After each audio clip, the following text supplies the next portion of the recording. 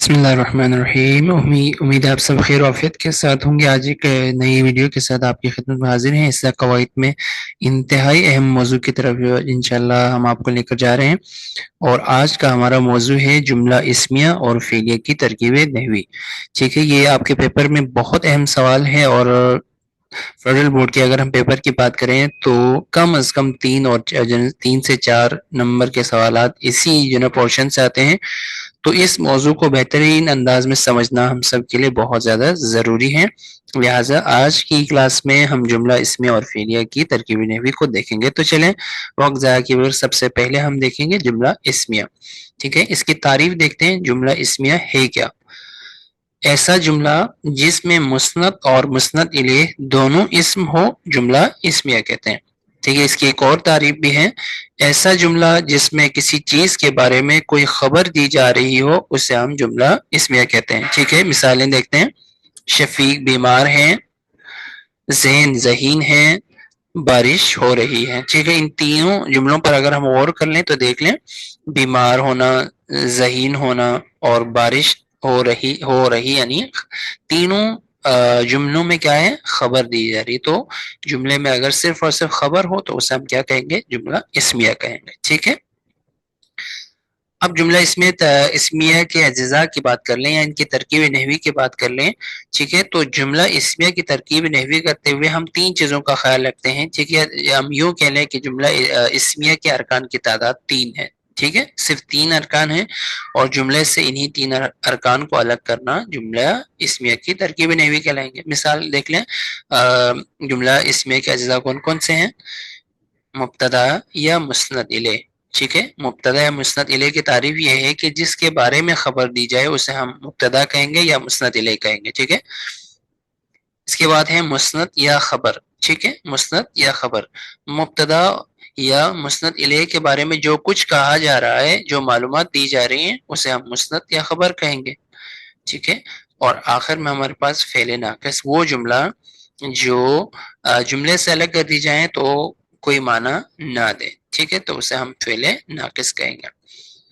अब हम देखेंगे कि जुमले में कैसे हम तरकीब नहवी करेंगे। जुमले में से हम इन 3 अज़ा को अलग कैसे करेंगे। ठीक है, बहुत आसान है जुमला इस्मिया की तरकीब नहवी करना, काफ़ी आसान है।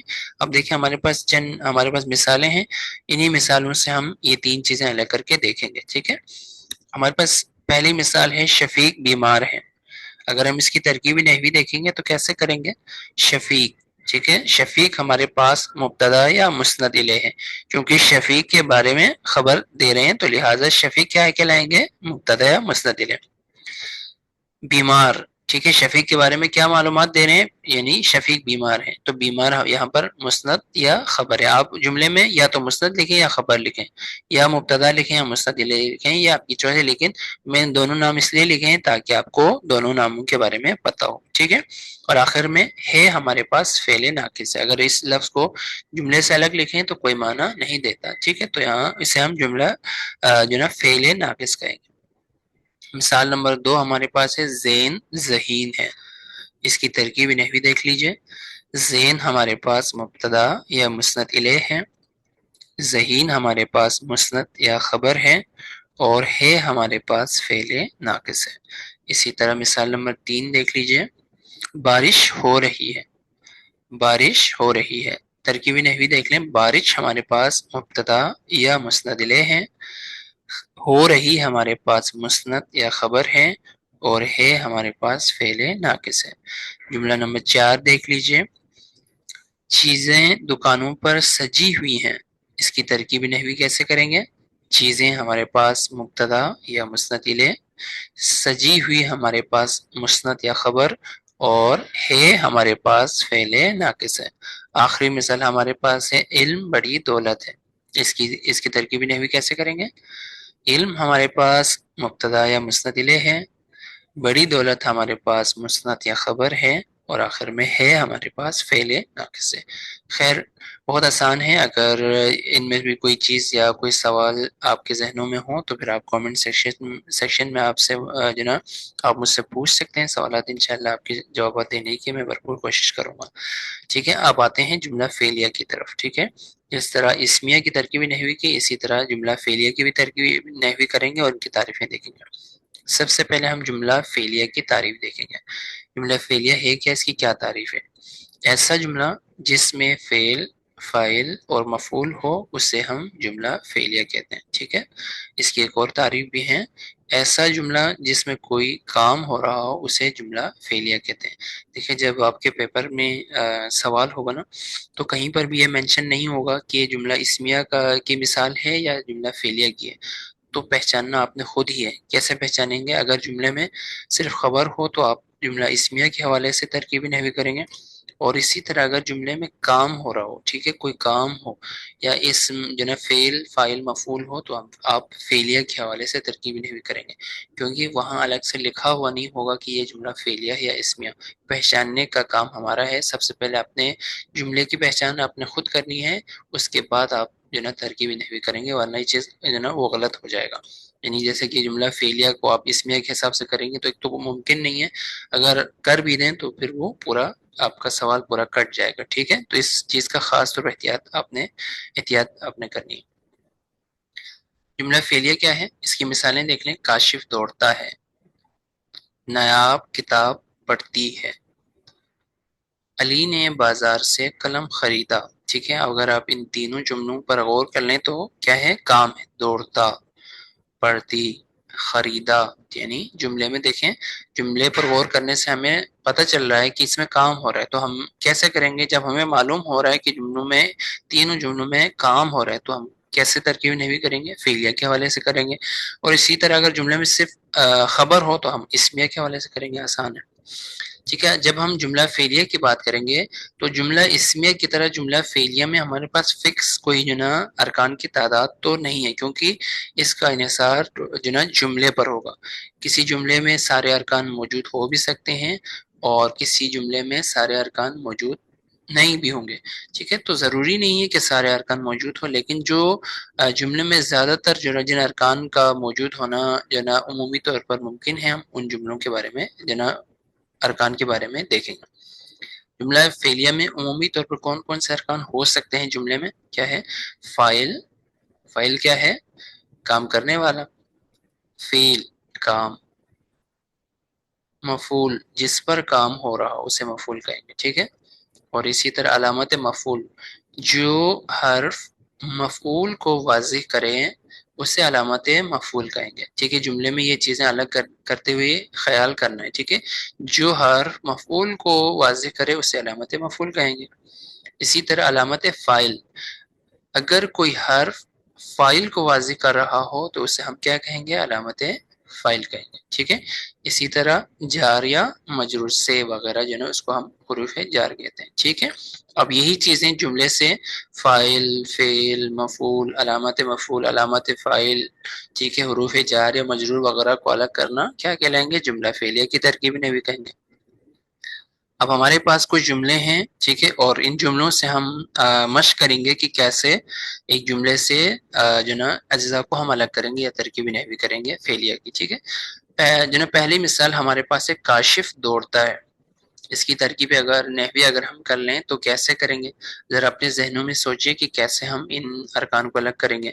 ٹھیک ہے، کاشف ہمارے پاس کیا ہے؟ فاعل، کام کرنے والا۔ ٹھیک ہے، کاشف کون ہے؟ کام کرنے والا ہے، تو کام کرنے والے کو فاعل کہتے ہیں۔ مفعول، جملے میں مفعول ہمارے پاس موجود نہیں ہے تو ہم نہیں لکھیں گے، پریشان ہونے کی ضرورت بالکل نہیں ہے، جو نہیں ہے وہ نہیں لکھیں گے۔ دوڑنا، ٹھیک ہے، دوڑنا ہمارے پاس کیا ہے؟ فعل ہے، کام ہے، تو ہم نے فعل میں لکھ دیا۔ علامت فاعل نہیں ہے اور علامت مفعول بھی نہیں ہے تو ہم نہیں لکھیں گے، جو چیز جملے میں موجود ہوں گے صرف وہ لکھیں گے۔ ٹھیک ہے، مثال نمبر 2 دیکھ لیں، نایاب کتاب پڑھتی ہے، نایاب کتاب پڑھتی ہے، اس کی ترکیبی نحوی دیکھ لیجئے۔ نایاب ہمارے پاس فاعل ہے، کتاب ہمارے پاس مفعول ہے، کتاب پر کام ہو رہا ہے لہذا کتاب کو ہم کیا کہیں گے؟ مفعول کہیں گے، ٹھیک ہے۔ اس کے بعد پڑھتی، یعنی پڑھنا کیا ہے؟ فعل ہے، کام ہے، لہذا ہم نے اس کو فاعل میں لکھ دیا۔ اس کے بعد نے، دیکھیں نایاب نے، نایاب کو ہم نے فائل میں لکھ دیا نا، تو نے ہم کیا، نے کس چیز کو واضح کر رہا ہے؟ فائل کو واضح کر رہا ہے، ٹھیک ہے، لہٰذا ہم نے کو علامت فائل میں لکھ دیا، ٹھیک ہے۔ نایاب نے، انہیں نایاب کو واضح کر رہا ہے لہٰذا نایاب فائل میں لکھا تھا تو اس کو ہم علامت فائل میں لکھیں گے، کلیئر ہے۔ اور آخر میں ہمارے پاس جو ہے کیا ہے؟ علامت مفعول۔ اس جملے میں علامت مفعول نہیں ہے تو ہم نہیں لکھیں گے، کلیئر۔ جملہ نمبر 3 میں دیکھ لیں، علی نے بازار سے وردی خریدی۔ اس جملے کی ترکیب نحوی کیسے کریں گے؟ علی ہمارے پاس کیا ہے؟ فائل ہے، وردی ہمارے پاس مفعول ہے جس پر کام ہو رہا ہے، ٹھیک ہے۔ خریدی ہمارے پاس فعل ہے، نے ہمارے پاس علامت فاعل ہے، اور اسی طرح بازار سے ہمارے پاس علامت مفعول ہے، یعنی علی نے وردی کہاں سے خریدی؟ بازار سے خریدی تھی، لہٰذا یہ مفعول کو واضح کر رہا ہے، ٹھیک ہے۔ وردی کہاں سے خریدی تھی؟ بازار سے، تو یہ علامت مفعول ہے، کلیئر ہے۔ اگلی مثال ہے، کاشف نے قلم سے خط لکھا۔ ترکیب نحوی دیکھ لیں، کاشف ہمارے پاس کیا ہے؟ فاعل ہے، خط ہمارے پاس مفعول ہے، لکھا ہمارے پاس فعل ہے، ٹھیک ہے، نے ہمارے پاس علامت فاعل ہے، اور قلم سے، ٹھیک ہے، قلم سے ہمارے پاس کیا ہے؟ علامت مفعول ہے، یعنی کاشف نے خط کیسے لکھا؟ قلم سے لکھا، ٹھیک ہے۔ خط کو ہم نے جب مفعول میں لکھا ہے تو قلم سے خط لکھا تو یہ علامت مفعول میں ہم لکھیں گے۔ مثال نمبر 5 ہے، شکاری نے شیر مارا۔ ترکیب نحوی دیکھ لیجئے، شکاری ہمارے پاس فاعل، شیر ہمارے پاس مفعول، مارا ہمارے پاس فعل، اور جو نا نے علامت فاعل، ٹھیک ہے۔ نے کیا ہے؟ علامت فاعل، اور علامت مفعول اس جملے میں نہیں ہے، ٹھیک ہے۔ یہ سے اوپر والے جملے میں ہے، ٹھیک ہے، یہاں پر علامت مفعول جملے میں نہیں ہے تو ہم نہیں لکھیں گے، ٹھیک ہے۔ یہ 5 مثالوں کی ترکیب نحوی ہم نے یہاں پر کر کے دیکھی، بہت آسان ہے۔ اگر پھر بھی کوئی آپ کے ذہنوں میں کوئی سوالات ہو تو آپ کمنٹ سیکشن میں آپ مجھ سے پوچھ لیجیے، ٹھیک ہے۔ آج کے لیے جو نا اتنا کافی ہے، جتنا ممکن ہو جملہ اسمیہ اور فعلیہ کی ترکیب نحوی کی مشق کیجیے، مختلف جملوں میں آپ کو جو نا پریکٹس کر کے دیکھ لیجیے، تاکہ پیپر میں، چونکہ ضروری نہیں ہے کہ جو نا جو مثالیں ہم نے یہاں پر ترکیب نحوی کی وہ آئیں، تو کوئی بھی جملہ آ سکتا ہے، جتنا ممکن ہو ان کی آپ نے مشق کرنی ہے، ٹھیک ہے۔ تو آج کے لیے اتنا ہی، اپنے دعاؤں میں یاد رکھیے گا، انشاءاللہ نئی ویڈیو میں زندگی رہی تو دوبارہ ملاقات ہوگی، تب تک کے لیے اللہ حافظ۔